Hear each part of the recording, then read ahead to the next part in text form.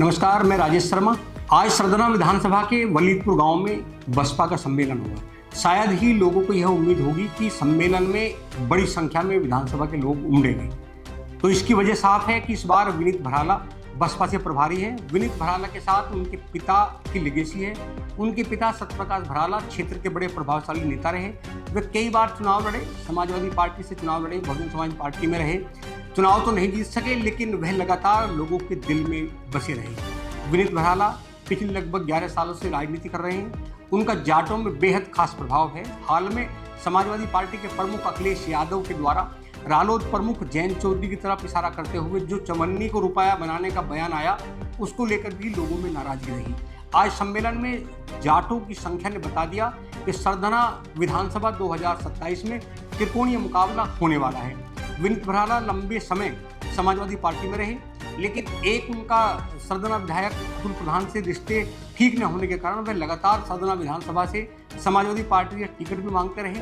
पिछले साल उन्होंने अपने पिता सत्यप्रकाश भराला की पुण्यतिथि पर दोराला में बड़ा कार्यक्रम किया था, जिसमें समाजवादी पार्टी के प्रोफेसर रामगोपाल यादव थे। आज की भीड़ से लोगों को लगने लगा कि 2007 की तरह क्या सरदना विधानसभा का इस बार रिकॉर्ड टूटेगा?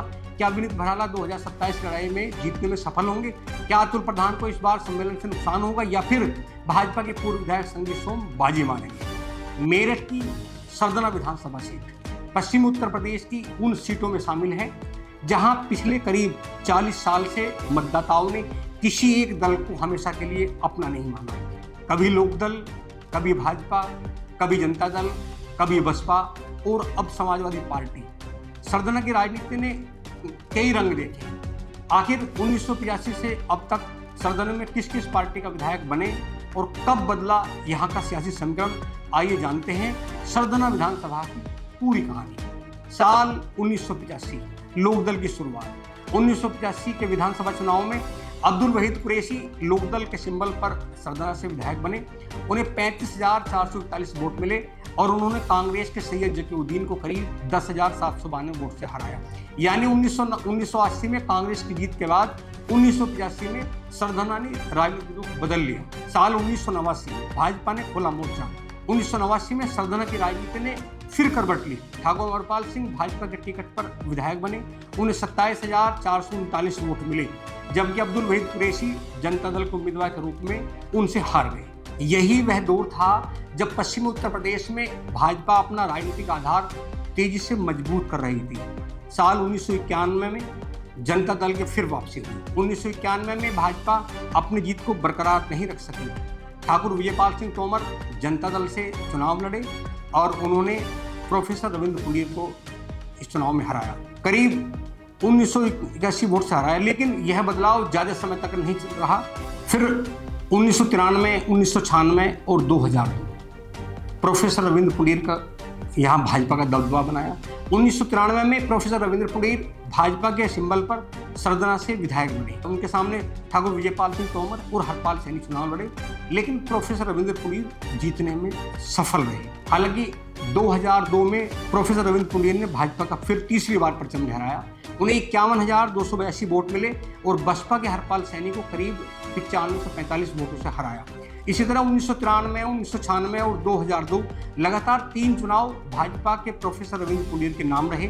2007 बसपा ने समीकरण फिर बदला, लेकिन 2007 में भाजपा का यह मजबूत किला टूट गया।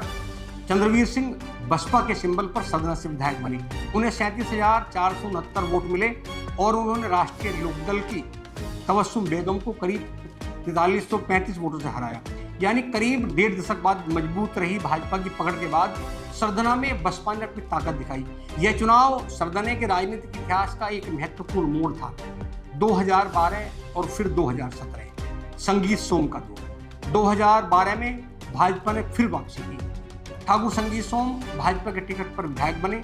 उन्होंने 62,438 वोट हासिल किए और आरएलडी के हाजी मोहम्मद याकूब को करीब 12,274 वोटों से हराया। 2017 में फिर संगीत सोम ने भाजपा से परचम लहराया। इस बार उन्हें 97,921 वोट मिले और उन्होंने समाजवादी पार्टी के अतुल प्रधान को 21,625 वोटों से हराया। यानी 2012 और 2017 में लगातार 2 बार भाजपा ने सदन सीटों पर फिर अपना कब्जा कायम रखा। 2022 में पहली बार सपा को बड़ी जीत मिली।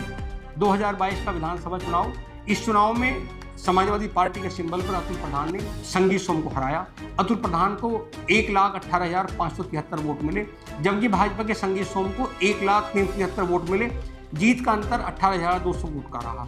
बसपा से संजीव धामा को मात्र 18,140 वोट मिले, वो तीसरे स्थान पर रहे। यह परिणाम इसलिए भी महत्वपूर्ण था क्योंकि 2022 में सरगना से समाजवादी पार्टी ने पहली बार विधानसभा चुनाव जीता। 40 साल का हिसाब अगर 1985 से 2022 तक का इतिहास नज़र में देखें तो तस्वीर कुछ ऐसी बनती है। हम बात करेंगे 1985 Lokdal Abdul Waheed Qureshi, 1989 Bhajpa Thakur Amarpal Singh, 1991 Janata Dal Thakur Vijaypal Singh Tomar, 1993 Bhajpa professor Ravindra Kulir, 1996 Bhajpa professor Ravindra Kulir, 2002 Bhajpa professor Ravindra Kulir, 2007 Baspa Chandraveer Singh, 2012 Bhajpa Thakur Sangeet Singh सोम, 2017 भाजपा संगीत सिंह सोम, 2022 समाजवादी पार्टी से अतुल प्रधान। इन आंकड़ों से साफ है कि सरगना में भाजपा ने लंबे समय तक मजबूत प्रदर्शन किया, लेकिन बीच बीच में दूसरी पार्टियों ने भी सत्ता छीनती रही बीजेपी से। 2027 से पहले सबसे बड़ा सवाल अब नज़र 2027 पर है। 2022 में सपा ने बड़ी जीत हासिल की, लेकिन भाजपा की 1 लाख से ज़्यादा वोट लेकर दूसरे स्थान पर रही। दूसरी तरफ बसपा को 2022 में मात्र 18,140 वोट मिले, जबकि 2007 में बसपा इसी सीट से जीतने में सफल रही। आज सरगना विधानसभा के वलीदपुर गांव में बसपा का सम्मेलन है। इस बार विनीत भराला, सतप्रकाश भराला के बेटे विनीत भराला बसपा के प्रबल दावेदार हैं। 2027 के विधानसभा का चुनाव लड़ेंगे। लगातार पिछले 1 दशक से वो लगातार क्षेत्र में सक्रिय हैं, लगातार राजनीति करते हैं, वो लगातार अपने पिता की लिगेसी पर लगातार काम करते हैं। सभी जाति और बिरादरियों में उनका हस्तक्षेप है, वो सबके सुख दुख में शामिल होते हैं। आज जिस तरह बसपा सम्मेलन में भीड़ जुटी तो ये माना जा रहा है कि 2027 का रण भाजपा और समाजवादी पार्टी के लिए आसान नहीं है। जिस तरह भीड़ जुटी, जन सैलाब जुटा, तो लगता है कि 2027 में त्रिकोणीय समीकरण होने वाला है। आपकी नज़र में 2027 में सरगना का अगला विधायक कौन हो सकता है? कमेंट करके जरूर बताएं। नमस्कार।